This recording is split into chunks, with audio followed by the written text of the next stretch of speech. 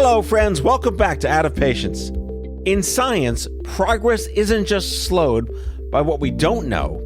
It's strangled by systemic barriers built on bias, bureaucracy, and buried history. Then there are the gates that guard access, diminish diversity, and dampen discovery. So, when barriers need breaking, we send in Oliver Bogler. Here is the latest dispatch from Season 2 of Standard Deviation. Take it away, Oliver.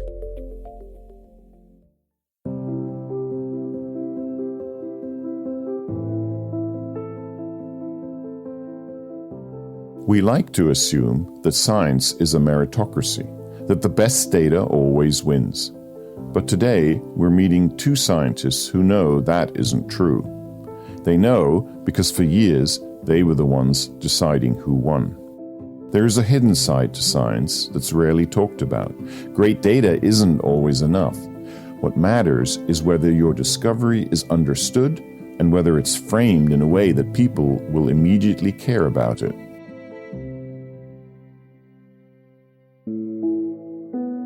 In the labs that publish in the best places, people absorb that playbook by osmosis. But if you're not in that environment, you can do extraordinary work and get filtered out before it's ever seen. Today on the show, Scientific Publishing, we look at the multi-billion-dollar engine that shapes what gets visibility, credibility, and career reward in science, and what happens when the people trained to run that black box decide to open it. I'm Oliver Bogler, supporting scientists and telling their stories. Here is the reality. A great discovery doesn't just speak for itself. It has to be told. And how it gets told can make the difference between a breakthrough rapidly benefiting the public or that same discovery lingering in a digital desk drawer forever. Navigating the system requires learning a set of unwritten rules, a hidden curriculum dictated by 5 massive publishing houses with profit margins higher than Google's. If you don't know the code, you don't get published where it matters. There's a disconnect between scientists and the publishers. So a scientist's motivation is for discovery and moving science forward. And to put it bluntly, the publisher's motivation is to make a profit. This is Dr. Angela Anderson, a former editor at a scientific journal. So the scientist completes their research and writes a manuscript, and the manuscript is submitted to a journal. At the journal, there's a editorial team that will consider whether to send that paper out for review. It's given to a single editor on that team to make that decision. Angela was an editor at Cell, one of a handful of ultra-prestigious scientific journals. A paper in Cell or Science or Nature can make your career. Angela wasn't just observing the system, she was the one saying no. If it is sent out for review, then it's usually reviewed by 2 to 3 scientists, volunteers in the scientific community. Peer review is essential, and if you were building a business, this would be the dream. You get your raw materials, the manuscripts, for free. You get your quality control for free. And then? Libraries have to make a subscription to that journal and pay for access for all of the contents of the journal. Dr. Brandi Mattson is a neuroscientist who served as an editor at Neuron, Cell's brainy sibling. Now, you might be thinking, I'm not a scientist. Why do I care if publishing is a billion-dollar business imposing a lot of barriers on science?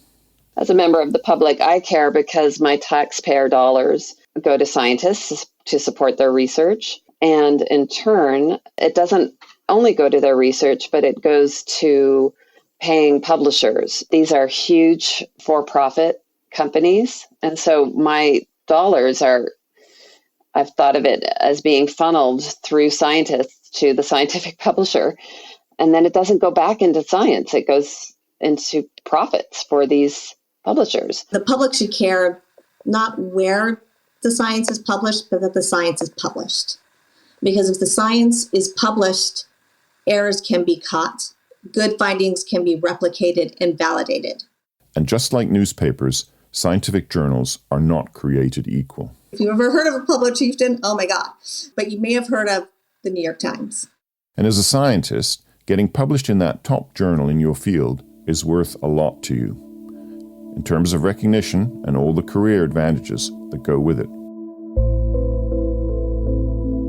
And the journals have their own goals. To remain at the top, they have to find and publish the best science. What that is not always easy to define.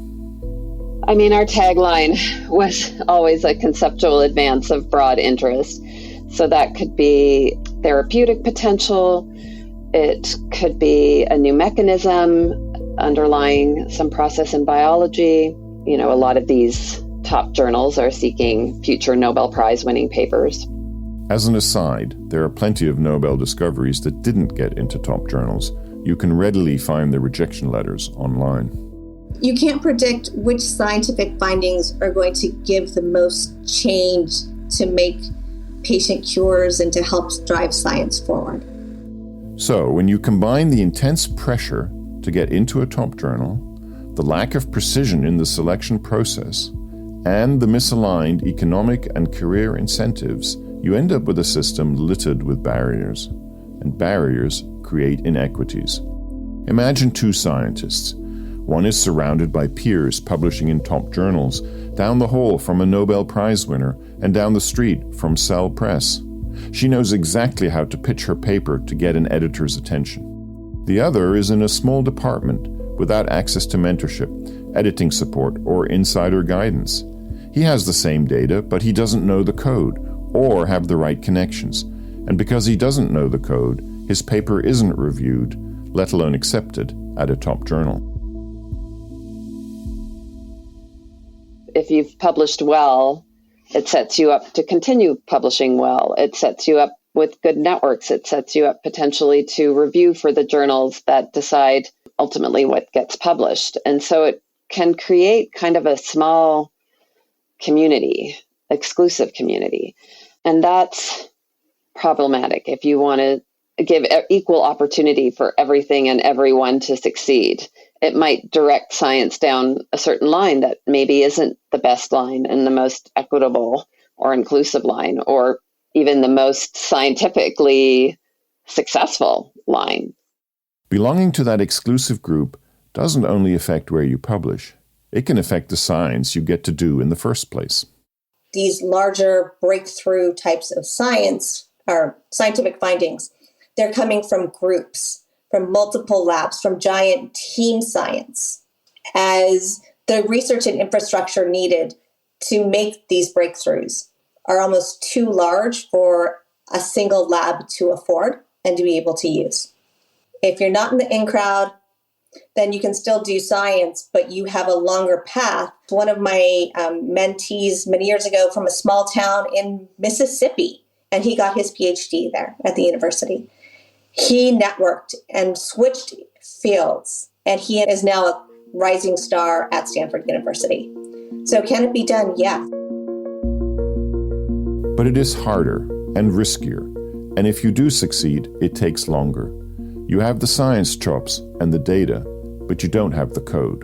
Early in my editorial career, I was starting to receive these findings and these papers, and they were from labs and places that I've never heard of. But mainly I sat there reading it and saying, this is really cool data.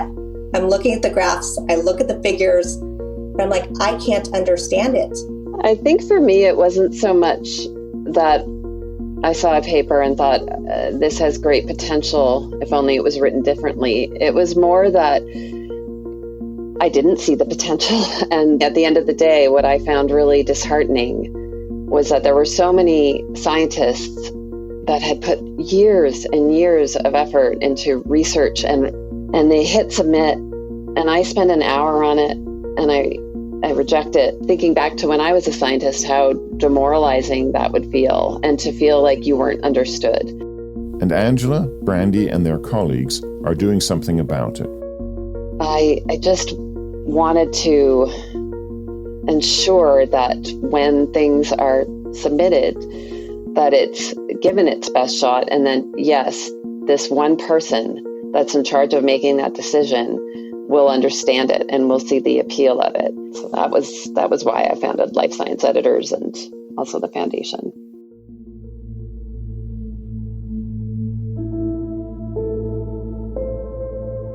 Well, it was in 2020 during the pandemic.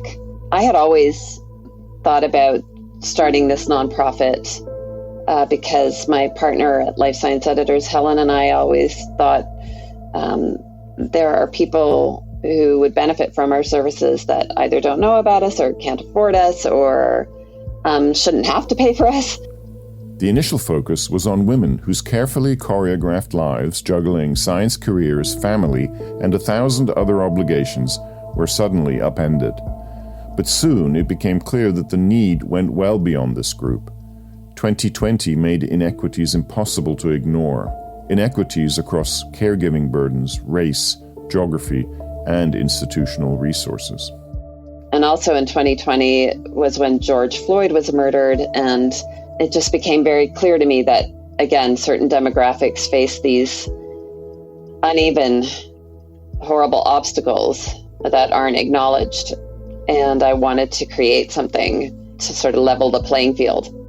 So Angela, Brandi, and their colleagues decided to cross the aisle. They knew that high-impact papers aren't just about science, they're about storytelling.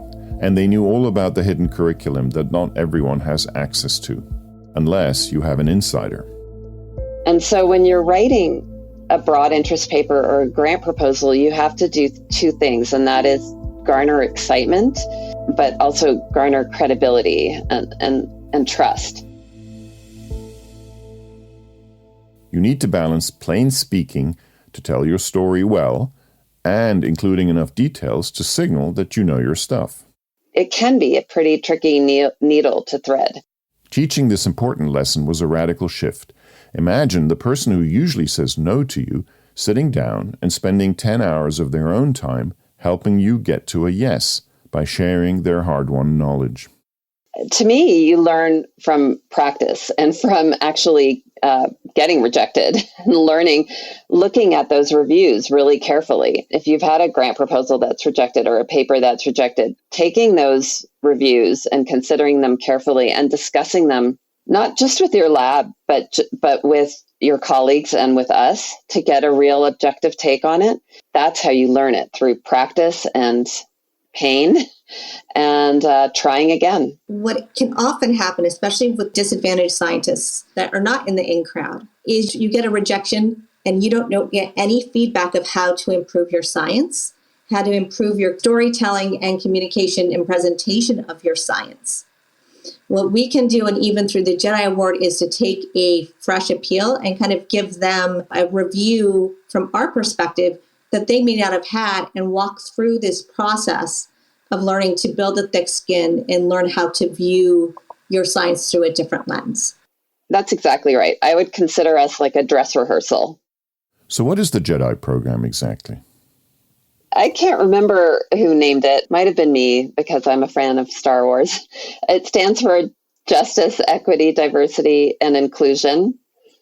And what it offers is free editorial feedback, or essentially scientific consulting from an expert volunteer, someone who was a former journal editor or grant specialist or is a successful scientist. We give feedback on short grant proposals, manuscripts that are ready for submission, or also job applications. And so it provides 10 hours of editorial time. At its core, the JEDI program is about justice and access to mentorship at key transitions. Last year, 25 JEDI awards were given. We'll meet some of the recipients in future episodes and hear their stories. Now that you've met Angela and Brandi, it won't surprise you that the JEDI program is more than just editing. One of our JEDI awardees that I helped, he is a postdoc. His grant got canceled. His funding got pulled. We worked on it to get him funded, and he was able to use those skills to apply for multiple other grants through foundations and whatnot and be able to succeed. Kids, helping them learn regardless of their institutional resources, helped me to guide our awardees and fellows through develop the skills that can last a lifetime. I can think of one person that I helped who's on our board right now, Crystal Rogers. So we don't only help with publications, but we help with grant proposals. And she had a few applications that weren't funded. And I helped her with an NSF Career Award that was funded. If you're a new scientist, if you don't have a huge network, then you can be seeing a lot more rejections than positive feedback, than acceptances. And it can be incredibly demoralizing. So part of what we do is not just help people with their writing and with their pitch, but also just giving them some moral support. One day, JEDI may no longer be needed. That would be when fair and transparent evaluation is default, access to mentorship is universal, and resource gaps are eliminated at key transition points in careers. What it would look like is that we have a collaborative environment without any hidden curriculum, that everybody is supportive of one another and recognizes that we're all on the same team. But for now, the playing field remains uneven. In our next episodes, we're going to meet the scientists themselves, the people trying to navigate that playing field, and hear how JEDI is making a difference. This is Oliver Bogler with Standard Deviation on the Out of Patience podcast network. Production of this episode was supported by the Life Science Editors Foundation.